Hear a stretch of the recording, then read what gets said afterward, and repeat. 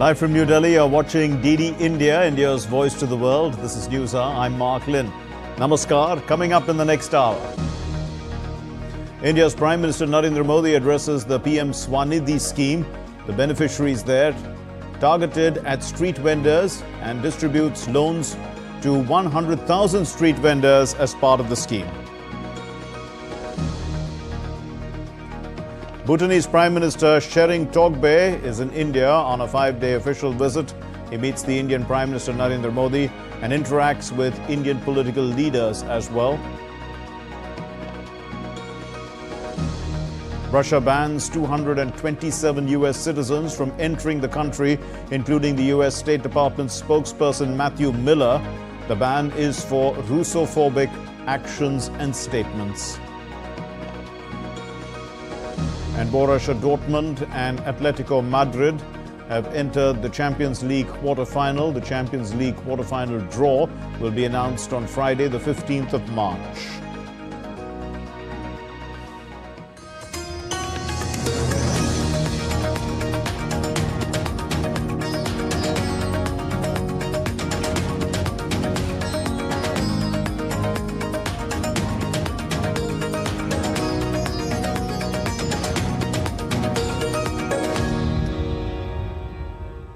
India's Prime Minister Narendra Modi addressed the beneficiaries of the PM SVANidhi scheme at an event in Delhi and distributed loans to 100,000 street vendors. The Prime Minister said that the PM SVANidhi Yojana has proved to be a lifeline for the street vendors who were neglected by previous governments, is what the Prime Minister said.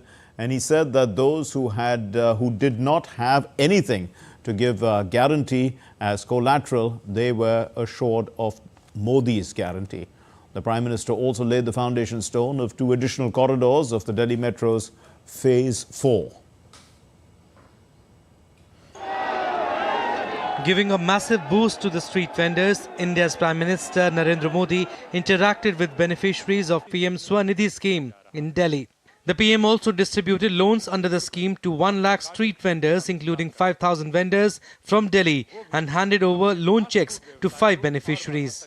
Guided by the vision of the Prime Minister to provide economic support to the marginalized sections, PM SVANidhi has proved to be transformative for the marginalized communities of street vendors. Addressing the event, PM said that previous governments did not pay any heed to the needs of street vendors, but he not only took care of them, but also worshipped them. आपका ये सेवक गरीबी से निकलकर यहाँ पहुंचा है। मैं गरीबी को जी करके आया हूं और इसलिए जिसको किसी ने नहीं पूछा, उन्हें मोदी ने पूछा भी है और मोदी ने पूजा भी है. PM said that those who did not have anything to give guarantee as collateral were assured of Modi's guarantee. जिनके पास गारंटी देने के लिए कुछ नहीं था, तो मोदी ने कह दिया था बैंकों से भी और रेडी पटरी वाले भाई बहन को भी, अगर आपके पास गारंटी देने के लिए कुछ नहीं है तो चिंता मत कर दीजिए, मोदी आपकी गारंटी लेता है. PM Modi said that SVANidhi scheme not only connects the beneficiaries to banks but also opens the doors to other government benefits.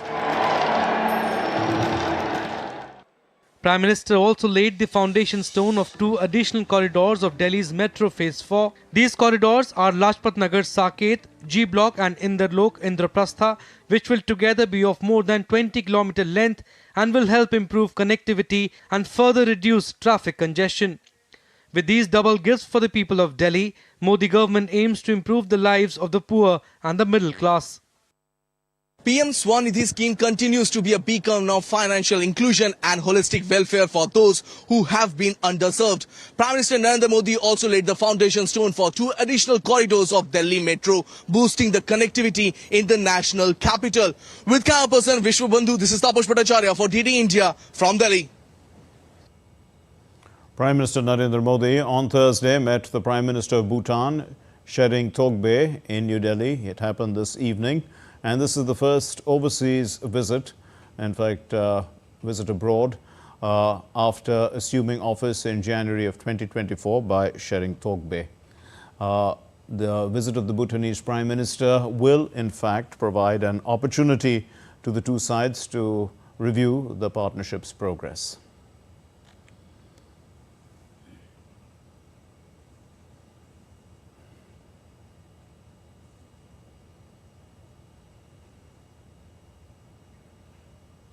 And taking to social media platform X, the Prime Minister wrote, and I quote, "Glad to meet my friend and Prime Minister of Bhutan, Shering Togbay, on his first overseas visit in this term. Had productive discussions encompassing various aspects of our unique and special partnership. I convey heartfelt thanks to His Majesty, the King of Bhutan and Bhutan Prime Minister for inviting me to visit Bhutan next week." The High-Level Committee on One Nation, One Election has submitted its report. The committee was constituted on the 2nd of September 2023, and over 191 days it conducted wide consultation with experts and citizens. It has recommended two phases, in fact two stages or two steps of this election, the simultaneous elections to the Lok Sabha and the House of the People, that's the House of the People, and the Vidhan Sabha, or the state legislative assemblies. That's the step one, and within 100 days then, elections to municipalities and local bodies. Let's look at this report. The High-Level Committee on Simultaneous Elections submitted its report to the President of India. It has 18,626 pages. The committee, headed by former President of India, Ramnath Kovind, conducted extensive consultations with stakeholders and experts over 191 days. 47 political parties submitted their views and suggestions, of which 32 supported simultaneous elections. Many political parties had extensive discussions on this matter. 21,558 responses were received from citizens all over India.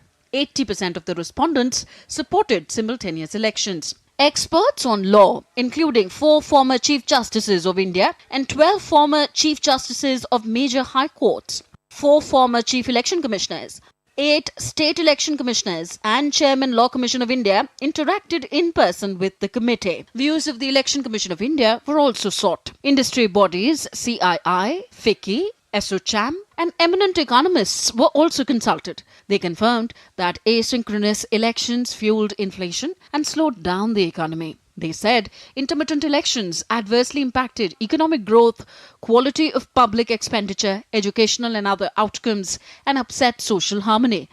The committee recommended a 2-step approach to simultaneous elections. Simultaneous elections for the House of the People and the state legislative assemblies. In the second step, elections to municipalities, panchayats, to be held within 100 days of elections to the House of People and the state legislative assemblies. The committee recommends that there should be a single electoral roll and electoral photo identity cards for use in elections to all the 3 tiers of government. The committee crafted its recommendations so that they are in accordance with the spirit of the Constitution of India and would require the bare minimum amendments to the Constitution to implement.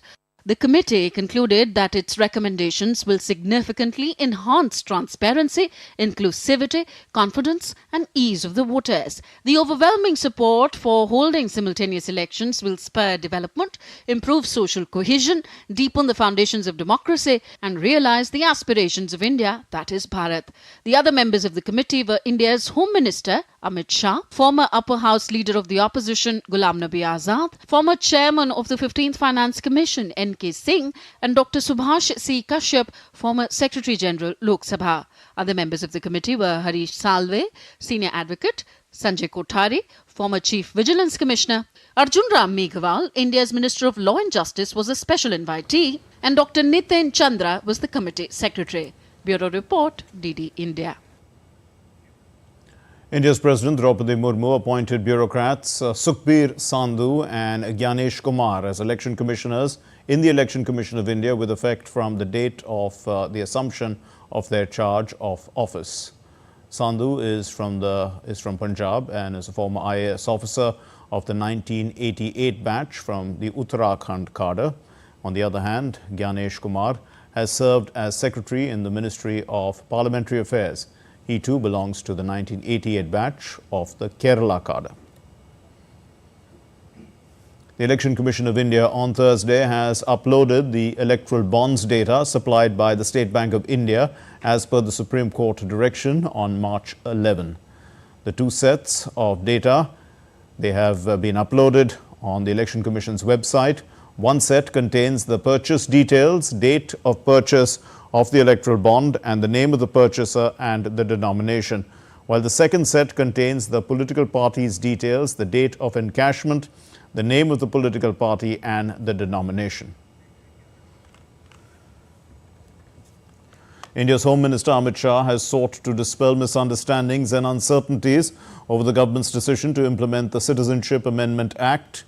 In a candid interview, Amit Shah addressed several key elements of the law and effectively quelled the apprehension about this decision. Following the notification of the Citizenship Amendment Act or the CAA, India's Home Minister Amit Shah sought to dispel any apprehensions regarding the act.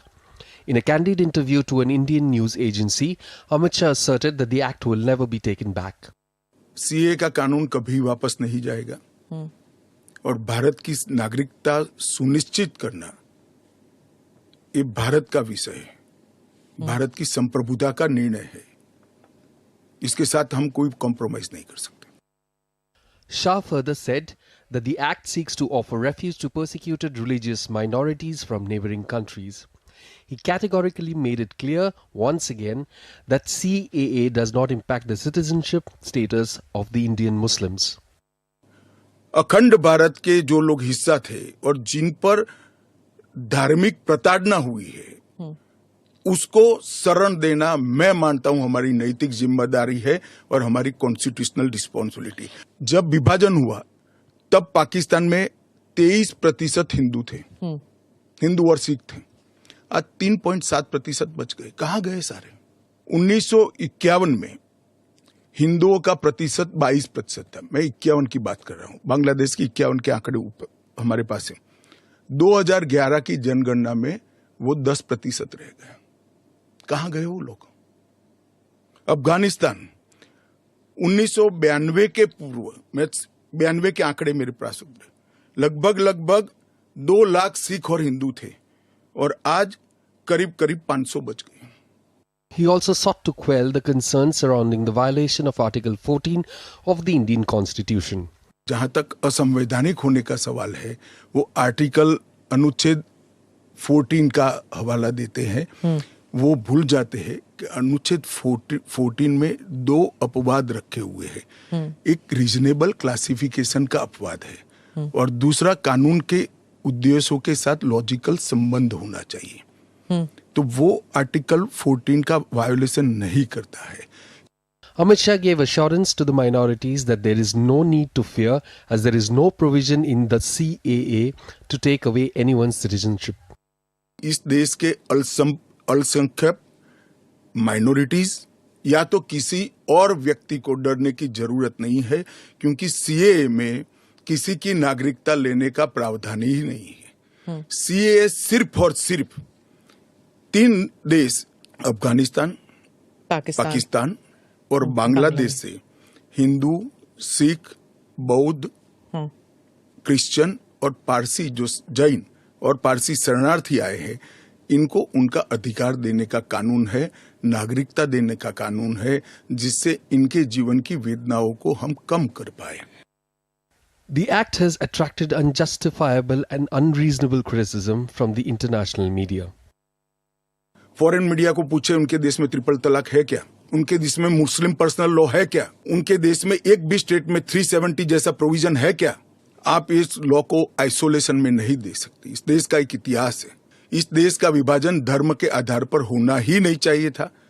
The act, which came into effect since Monday, will give citizenship to persecuted Hindus, Jains, Sikhs, Buddhists and Christians who were living as refugees in India. The Government of India has launched an online portal where these people can apply for Indian citizenship. The Indian government will soon launch a mobile application that will make the process easier. Rishabh Sharma's report for DD India. Well, still to come here on DD India News Hour. Israeli lawmakers approve $160 billion US dollar package to fund Gaza offensive. Kremlin clarifies that the Russian President Vladimir Putin's recent comments are not a nuclear threat. And German airport security staff, they go on another strike.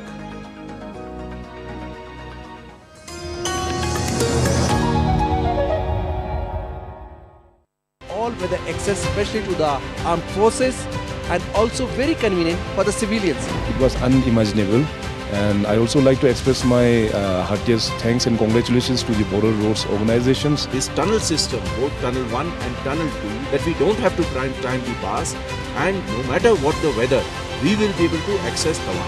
At the very outset, I'd like to pay my huge gratitude to Prime Minister Narendra Modi. I'm very happy now I can able to go wherever I want.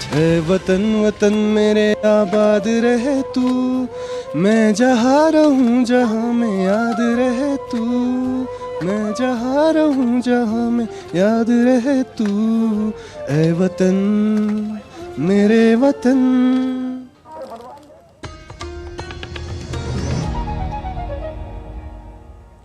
You're watching DD India News Hour. I'm Mark Lynn.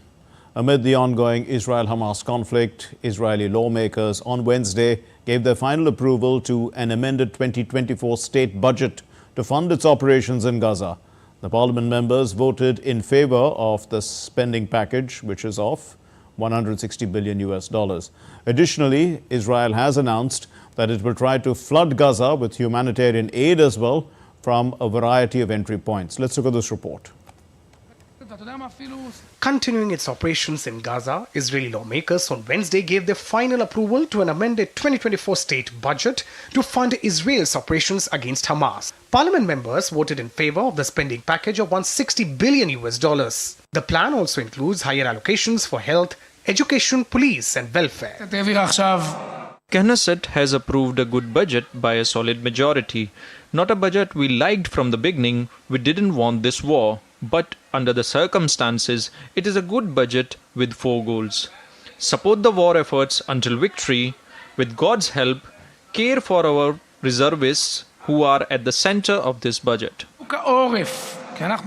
However, Israel has announced that it will try to flood Gaza with humanitarian aid from a variety of entry points, but they will ensure that aid coming in by sea will benefit the Palestinian civilians in Gaza and not Hamas. The humanitarian issue that will soon be on the agenda surrounded the expected arrivals of vessels is a central issue in order to allow supply to the civilians and not to Hamas.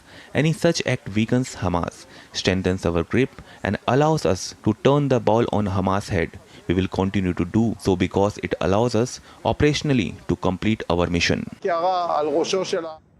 On the international side, United States said that the Israeli government has a responsibility and obligation to ensure the job of humanitarian agencies working in Gaza. The Israeli military, the Israeli government have a responsibility and an obligation to do everything possible to ensure that the humanitarians can do their jobs.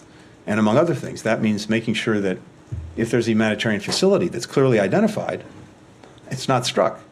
It means making sure that if there's a supply mission, a convoy, trucks going to a particular place at a particular time, that the Israeli military does everything possible to ensure its secure passage. Aid continues to arrive in Gaza. German Air Force started operation to supply aid to people in Gaza. A first German army aircraft took off from France to Jordan. US-2 airdropped aid over Gaza. Meanwhile, Israel conducted airstrikes on Hamas unit and eliminated Hamas commander Mohammed Abu Hasna, who was involved in taking control of humanitarian aid and distributing it to Hamas operatives. The Kremlin has clarified that the Russian President Vladimir Putin's recent comments are not a nuclear threat. Kremlin spokesperson Dmitry Peskov said that the Russian president was only answering questions from journalists And what he said was a reiteration of what is already in Russian documents.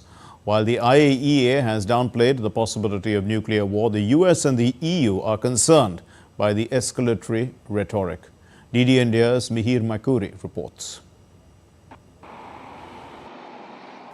Tensions in Eastern Europe are on the rise as the Russia-Ukraine crisis escalates. Initially a regional conflict, it has assumed global contours. Russian President Vladimir Putin recently warned the West, stating that Russia was prepared for nuclear war. He cautioned that any US troop deployment to Ukraine would be seen as a significant escalation. However, the Kremlin clarified that Putin's comments were not a nuclear threat. Putin has not pronounced any threats on use of nuclear weapons in this interview. First, he was answering journalist questions. Those were namely journalist questions and not the special statements by the president. The president was speaking about those reasons which could make the deployment of nuclear weapons inevitable. The reasons are listed in our designated documents, which are well known around the world. On the other hand, speaking at a press conference in Tokyo, Japan, International Atomic Energy Agency Chief Rafael Grossi downplayed the possibility of nuclear war. I certainly hope, and I don't think we see at the moment conditions for the use of nuclear weapons if we are referring to the war in Ukraine, at the moment at least. In Washington, US Secretary of State Antony Blinken hosted EU's High Representative Josep Borrell to discuss several issues including Ukraine. Both officials highlighted Russia-Ukraine conflict as a priority. Ukraine is our biggest and immediate worry for us Europeans and for you too, for our common security. And the Russian aggressor will not stop. We have to stop it. Thursday also saw NATO Chief Stoltenberg urging NATO allies to increase the delivery of weapons to Ukraine. NATO allies are not providing Ukraine with enough ammunition. It is an urgent need for allies to make the decisions necessary to step up, provide more ammunition to Ukraine. Election fever is sweeping through Russia as President Putin calls on voters to unite and shape the country's future by participating in this week's presidential election. You're not only to cast your vote, but to firmly declare your will and aspiration, your personal involvement in Russia's further development, because the election is a step into the future. It is vital to underscore our cohesion and resolve and move forward together. Every vote you cast is valued and meaningful. Therefore, I urge you to exercise your right to vote. As the world watches the conflict and the upcoming Russian presidential elections, it is imperative to recognize that these events will have far-reaching consequences for the region and beyond. Mihir Makuri's report for DD India. Russia on Wednesday banned 227 US citizens from entering the country, including the US State Department spokesperson Matthew Miller. The ban, announced on its website, also included the Deputy Ministers of Commerce, Defense and Energy, as well as the former US Ambassador to Russia, John Sullivan. India's External Affairs Minister Dr. S. Jaishankar met journalists from 13 Central and Eastern European countries on Thursday. Jaishankar shared his thoughts on geopolitics and its impact on the region, as well as India's concerns and aspirations during the meeting. The United Nations is withdrawing non-essential personnel from Haiti amid rising gang violence in the crisis-plagued Caribbean nation. Since the 29th of February, multiple armed gangs in Haiti have launched attacks on public facilities in the capital Port-au-Prince, including police stations and the international airport. Haiti is in the grip of a government crisis following the resignation of the interim Prime Minister, Ariel Henry. The Sri Lankan India Society, it commemorated the 75th Republic Day of India and the 76th Independence Day of Sri Lanka with a commemorative dinner in Colombo on Thursday. Sri Lanka's President Ranil Wickremesinghe attended this event as the chief guest. Addressing the gathering, the High Commissioner of India to Sri Lanka, Santosh Jha, emphasized the significance of the strong bilateral relations between the two nations. The Office of the Principal Scientific Advisor to the Government of India has released an in-depth report documenting India's advancements in science, technology and innovation in the last decade. This report provides a panoramic view of stakeholders, the remarkable progress and transformative initiatives. The insights presented in this comprehensive report are poised to shape policies and investments that further accelerate India's technological growth. Addressing the stakeholders of the science and technology ecosystem, the Minister of Science and Technology, Jitendra Singh, said that the progress made over the last 10 years in the realm of science and technology will help in realizing the vision of making India for the next 10 years, the decade. That's what he said. For the first time after independence, it gave a sense of esteem to the science and the scientists, which possibly had not happened earlier. It is under this government, this has been lifted. And see what has happened. You have drone Didis. Did you ever think? You only had drone IITians. Today you have drone Didi. And this journey has also happened only in the last 2 years. So what I'm trying to say is that everything was there. The difference is that new vistas were not opened up, or those which were already existed were also shut down. And I think one of the biggest achievements ultimately is that through the medium of science, not only we have assumed leadership at the world arena, but in some ways we have also moved ahead of others. Of course, Chandrayaan is one example. In the G20, when we had a global bio-alliance, so we are now even ready to take the leadership role. Because the world is looking up to us. It's now up to us whether we can do that. But we have started actually making it evident. The author and philanthropist Sudha Murthy was sworn in as a member of the Rajya Sabha in New Delhi on Thursday in the presence of the Vice President of India, Jagdeep Dhankar, who's the chairman of the upper house. Later in the evening, she also addressed members of the Army Wives Welfare Association and shared insights from her life. She expressed her delight at the opportunity to serve the public in this new capacity. Our life is not ordinary. Our life is extraordinary. It demands separation. It demands great sacrifice. It demands most adjustment in the mind and physical things. But we are the nation builders. You are nation protectors. If your husbands would not have been there on the border, we would not have lived in democratic India. If your husbands would not toil, then we would not have been peaceful in our country. Please remember the kind of sacrifice your husband and you together do. It is for the greater cause. Let's take a look now at other stories making news around the world. Spain's lower house on Thursday passed a bill granting amnesty to all those involved in the northeastern Catalonia region bid for independence. The last major hurdle has been cleared for the law that has sparked protests and irked judges in the country.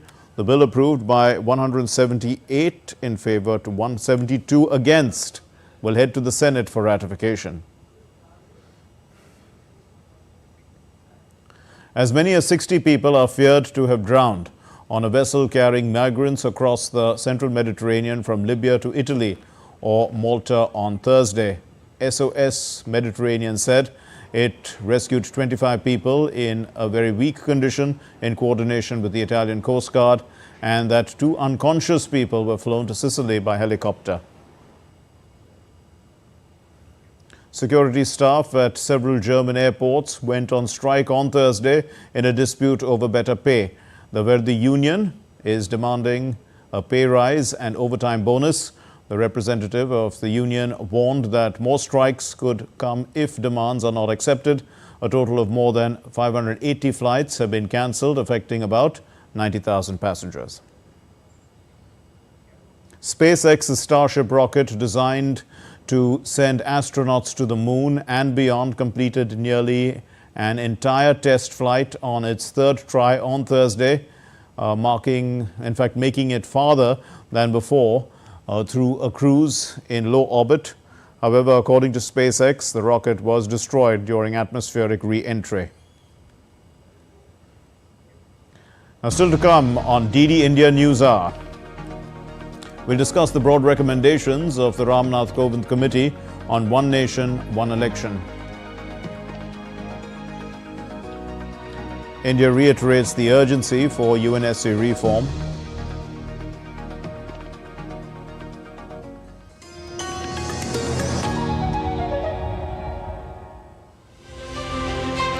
I'm at the entrance of Cellar Tunnel, which is more than 13,000 feet high. This tunnel provides an all-weather access, especially to the armed forces, and also very convenient for the civilians. It was unimaginable, and I also like to express my heartiest thanks and congratulations to the Border Roads organizations. This tunnel system, both Tunnel 1 and Tunnel 2, that we don't have to time the pass, and no matter what the weather, we will be able to access Tawang. At the very outset, I'd like to pay my huge gratitude to Prime Minister Narendra Modi. I'm very happy now I can able to go wherever I want. ए वतन वतन मेरे आबाद रहे तू, मैं जहाँ रहूँ जहाँ में याद रहे तू, मैं जहाँ रहूँ जहाँ में याद रहे तू, ए वतन मेरे वतन.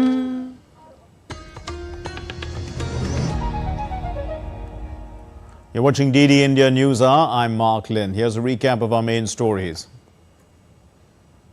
India's Prime Minister Narendra Modi addresses the PM SVANidhi scheme beneficiaries. It's targeted at street vendors. He distributes loans to 100,000 street vendors as part of the scheme.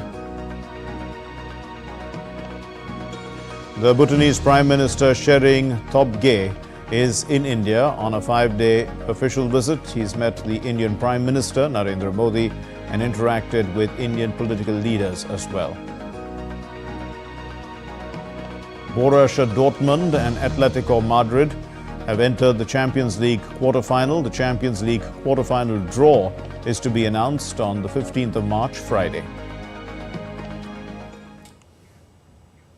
And going back now to our story on One Nation, One Election, we are privileged to have with us Justice Dr. Satish Chandra, former judge of the Allahabad High Court, to expand on this idea and tell us a little bit about what he thinks about it.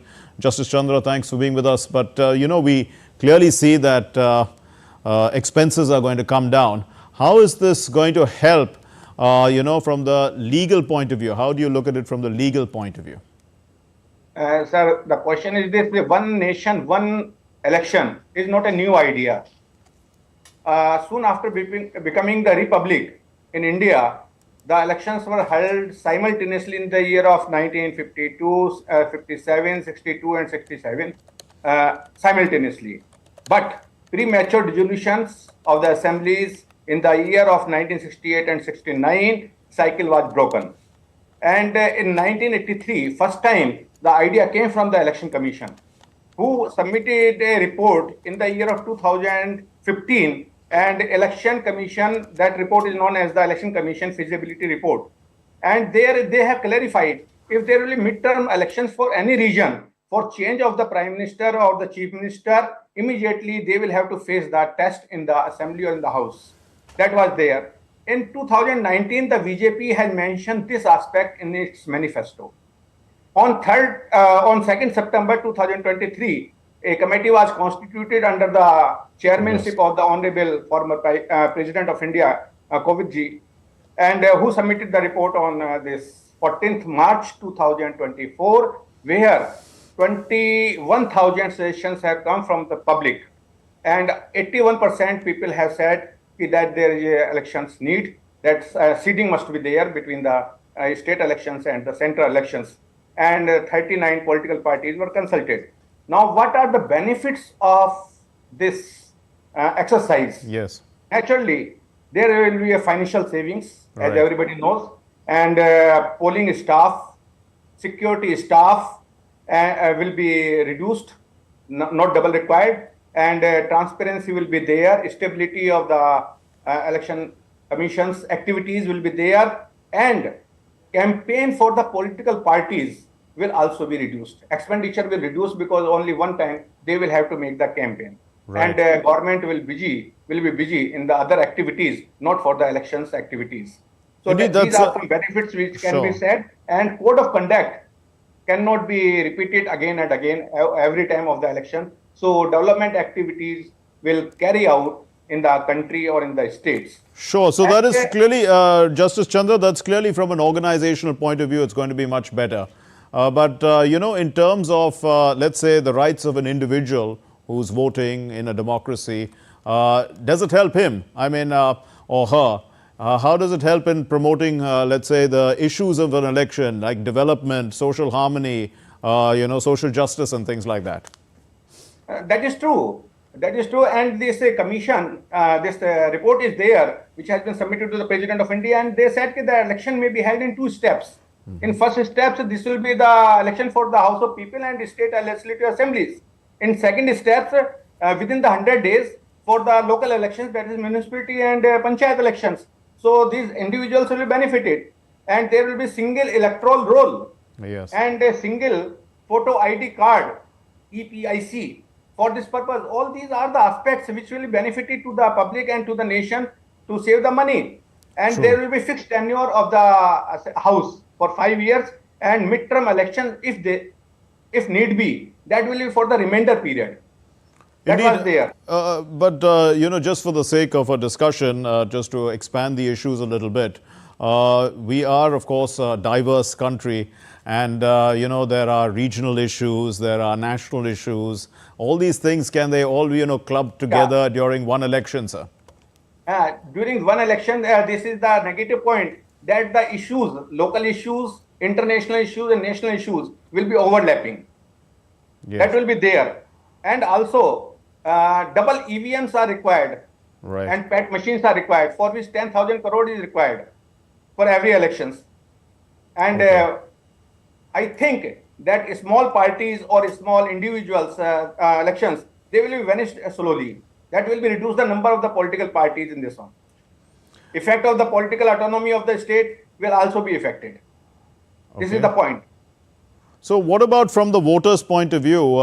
Do you feel that, you know, I mean, the voter, are we putting too much pressure on the voter all at once, you know, to go? And I mean, I understand it's a very good exercise from the organizational point of view. And even also from, because of that, there are spillover benefits for the economy, for development and all that. But after all, a voter has to choose, and there may be a lot of choices to make all at once.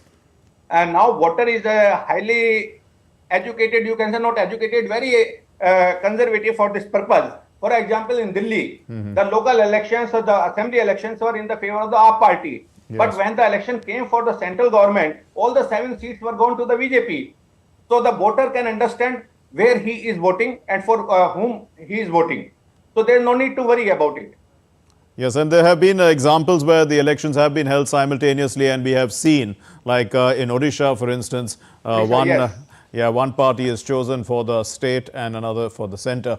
But, you know, how long will it take to implement, Justice Chandra, because there may be some constitutional requirements? Yes, you are right. For the implementation of it, two-third, with the majority of a two-third amendment is required in the Constitution in Article 83, which deals with the term of the Parliament.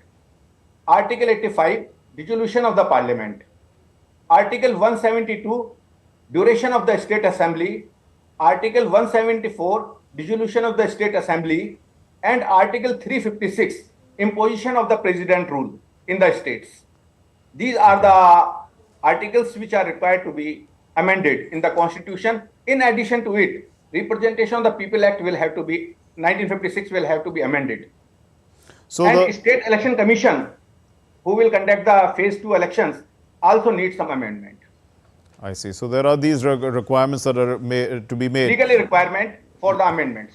But do you foresee, I mean, if this does take place, I mean, it's likely to take place now that the recommendations have been made, that from the point of view of the courts, will there be, you know, some sort of an appeal or likely, and how you, I mean, after all, lots of ex-chief justices were consulted, a lot of former chief election commissioners. There's a wide array of people who have given their views on the subject. Sir, we are the democratic society, democratic country. Yes. And going to the court is a right, and nobody can stop it. What court will do, it is for the court. Can't say it is premature. But going to the court is a right. Anybody can go there. Yeah, but since you come from that field, I mean, do you foresee there will be less, cases related to elections going to the court? I mean, after all, the Election Commission is the place that decides these things, but after that, they go to the court sometimes as well. No, sir, I can't say so. Because in a democratic country, you have seen in Maharashtra, the legislators went to the Assam and they came back. So such type of exercise will go. So I think there will be no change. I see. So again, from the point of view of what the recommendations of the committee are, there a lot of it also it deals with how this is going to help our society. I mean, after all, we are a model democracy to the world and the largest democracy of the world. But and this is going to be an exercise which is going to help aid our democratic exercise, but also aid the purpose of government, which is to develop and create a better nation and build a nation. So yeah, all in all, there are a lot of it also helps. Yes. For government, it will also help. For the region, that code of conduct will be for the limited period, one time only, not Yes. again and again.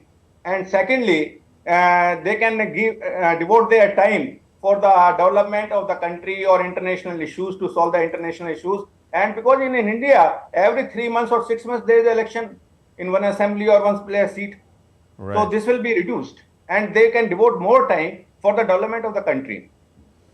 Did you think and that for it was solving the international issues Sure. and national issues? So there are two steps, Justice Chandra. The second step is about the local elections that will be held within 100 days.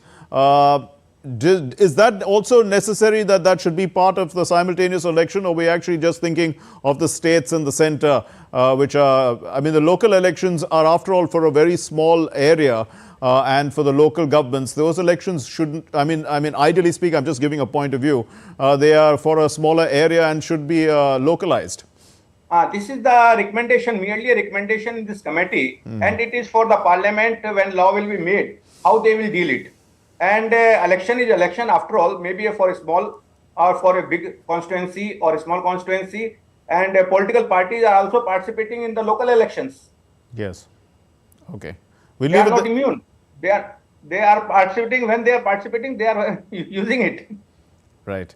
We'll leave it there. Thank you very much, Dr. Satish Chandra, Justice Satish Chandra. Thank you for enlightening us on the subject. And this is, it's a fascinating topic, and we can continue discussing it. But I think we've covered the main points. Thanks, sir, for being with us. Thank you. Thanks a lot. So the governments of India and Singapore have signed a memorandum of understanding on cooperation between the two countries in the sphere of law and dispute resolution on Thursday. The MOU is, in fact, on further cooperation between the two countries on matters of international commercial dispute resolution and the promotion of robust alternative dispute resolution mechanisms. The MOU includes establishment of joint consultative committee to oversee the implementation of the Memorandum of Understanding. The Memorandum of Understanding also focuses on exchange of the best practices in the sphere of law and dispute resolution. India has once again called for reforms of the UN Security Council on an urgent basis. Well, the Indian representative has stressed on the role of the UN Security Council playing an important role in efforts towards the resolution of conflicts and also for sustaining peace. India slammed the United Nations for being frozen in time. India's permanent representative to the UN, Ruchira Kamboj, said that the United Nations needs to evolve to avoid obsolescence and irrelevance. The Security Council and the institutional architecture primarily responsible for the maintenance of international peace and security. One of the most important requirements is therefore to strengthen the capacity of this Council to address the issues in front of it, by making it representative of contemporary realities and by undertaking reform to make it more effective. For its part, for our part, India has indeed walked the talk, ensuring that the African Union became a full-fledged member of the G20 during our presidency last year. the United Nations Security Council simply needs to follow suit. Kamboj also said that the objective of peace building should be to break silos and to promote post-conflict peace building and recovery. Let's take a look now at other stories making the news. In the latest report released by UNDP in their Human Development Report 2023-24, India stands at the rank 108 out of 193 with a score of 0.437 in the Gender Inequality Index in 2022. In 2021, India's rank was 122 out of 192 countries. This shows a significant jump of 14 ranks on a Gender Inequality Index. In India's fight against terrorism and organized crime, the Union Home Minister Amit Shah has virtually inaugurated a digital criminal case management system. It's designed by the NIA in New Delhi. He did so on Thursday. And, well, the Home Minister has also inaugurated the NIA's new branch offices in Jammu and Kashmir and in Kochi and launched the Sankalan mobile app, which is a compendium of new criminal laws. The Director General of Foreign Trade, the DGFT, has partnered with the global logistics service provider DHL by signing an MOU with it, and it covers 76 districts in 3 phases to conduct capacity building sessions, training and workshop for making Indian MSMEs export ready. And still to come here on DD India News Hour. A 3-day event on tribal paintings in Odisha. It concludes. Tribal paintings of Odisha. This is concluded in Dubai, this exhibition.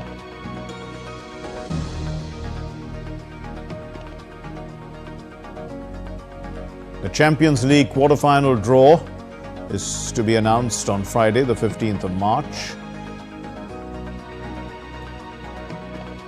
We also remember the massive contributions to physics and science made by Albert Einstein. It's his birth anniversary today.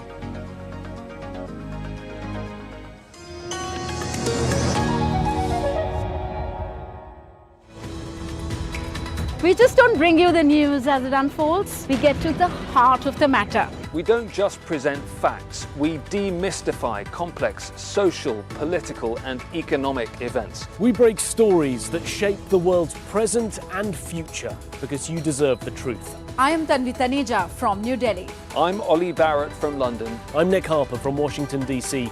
Join us on DD India Global Monday to Friday at these times.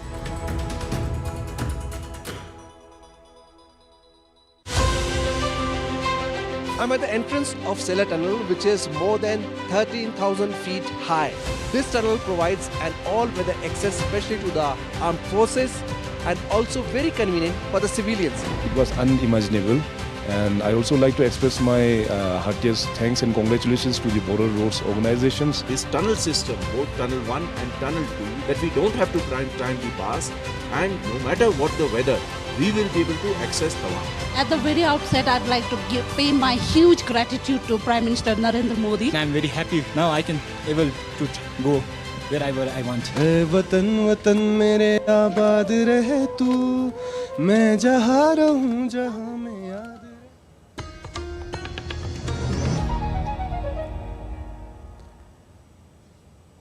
You're watching DD India News Hour. I'm Mark Lynn. Now, for the first time, the Odisha Lalit Kala Academy hosted an Odishan tribal artists camp in Dubai.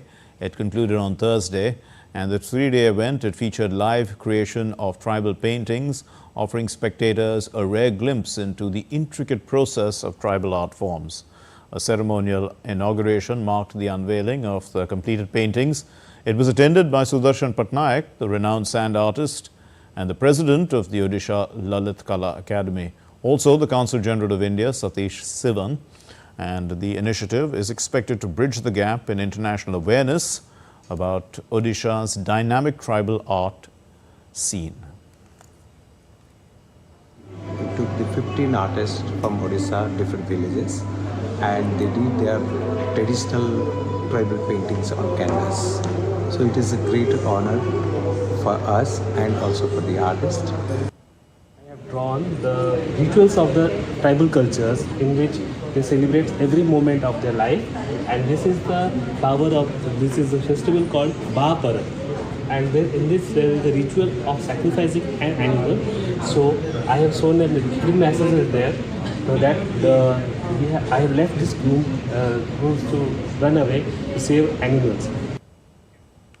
You're watching DD India News Hour, and let's get you the sports news now.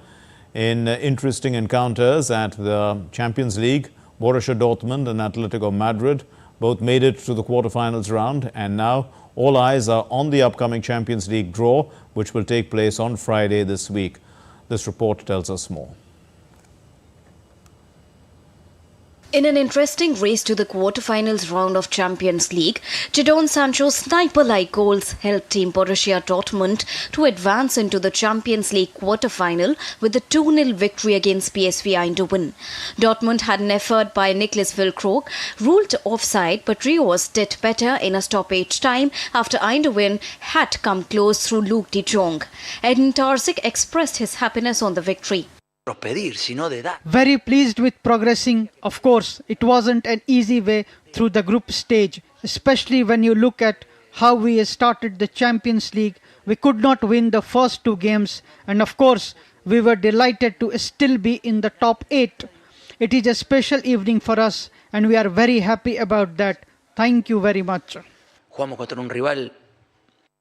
In another clash, Atletico ousted Inter Milan on penalties to reach Champions League quarter-final stage. Jan Oblak saved 2 penalties and Lautaro Martinez blasted his efforts over the bar to send Atletico through 3-2 in the shootout after the match finished 2-1 to the Spanish side after extra time.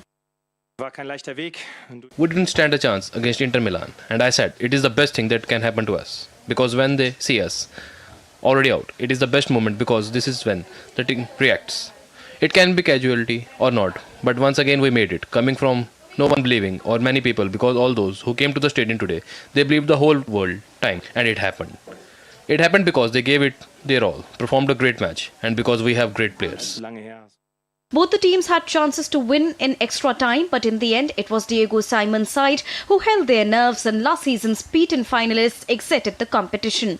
All eyes will now be on the draw for the Champions League quarter-finals that will take place on Friday, the 15th of March at the House of European Football in Nyon, Switzerland. Sports Desk, DD India. Well, the top seed pair of Satvik Sairaj Ranki Reddy and Chirag Shetty will take on M. Fikri and Bhagas Maulana in the second round of the All England Open Badminton Championships. The Indian duo secured a convincing victory over the highly experienced Mohammad Ashan and Hendra Setyawan in the first round. In the men's singles category, Lakshya Sen will lock horns with the fourth seed Anders Antonsen in the next round. The Indian shuttler took a mere 40 minutes to get the better of his Danish opponent Magnus Johansson. And in the women's doubles category, Tanisha Crasto and Ashwini Ponnappa will battle it out with the fifth seed Chinese pair of Zhang Shuxian and Zheng Yu in the pre-quarterfinals. The Indian pair are looking to secure a place as well in the Paris Olympics. Now, March 14 marks the birth anniversary of the great physicist and Nobel laureate Albert Einstein. Einstein was born in 1876, and by 1905, he had worked out some of the most path-breaking research in the field of physics that changed the way the world viewed this subject. And his equations help us to understand the universe, space-time, gravity, and also to accurately count atoms. They literally illuminate our lives and are applied across fields of science. Let's take a look at this report.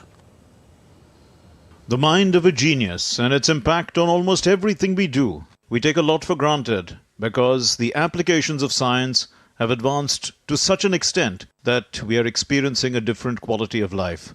But one man was largely responsible for that, Albert Einstein. In 1905, a miracle year, Einstein published groundbreaking papers on the photoelectric effect, the Brownian motion, and the special theory of relativity. 10 years later, he added the general theory of relativity, gravitation.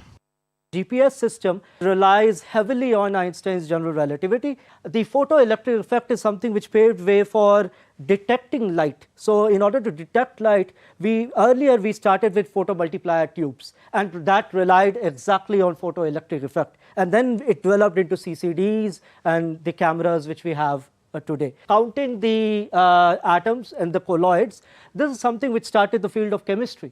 We were able to count the number of atoms. Now we know how the gases behave, and this Brownian motion is not just applicable in physics or chemistry, it's also applicable in finance.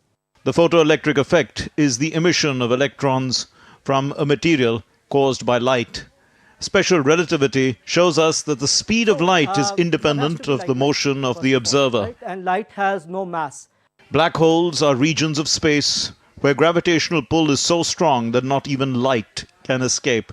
The photon which would have started from the sun starts 8 minutes earlier, comes to the earth after 8 minutes, and exactly 8 minutes have passed. For the photon, there is no time. When it started, when it was detected, there is no time for the photon. So it was absorbed and emitted at the same time. So that connected space and time together. 100 years after the general theory of relativity, science was able to confirm gravitational waves. At a macro level, Einstein's general relativity tells us about the curvature of space-time in 4 dimensions that cause gravity. Einstein predicted the existence of gravitational waves in 1915, and subsequently, because these are what are ripples of space and time, if you have two black holes which are going around each other, they would create a ripple in space and time. Subsequently, when the technologies developed over time, after 100 years exactly in 2015, we detected gravitational waves. His collaborations with other scientists was through correspondence. Satyendranath Bose's research around photons brought to light subatomic particles, later called bosons. Einstein engaged with India's political class on subjects like satyagraha, colonialism and industrialization. He even called the fellow Nobel laureate Rabindranath Tagore rabbi. Bureau Report, DD India. Well, that's all we have in this edition of DD India News Hour. Let's know your thoughts on the news of the day. Connect with us on Facebook, X, which was formerly Twitter, Instagram, and we'll be back with more news as it breaks here on DD India. My name is Mark Lin from all of us here in Delhi. Thanks very much for watching DD India News Hour. Namaskar.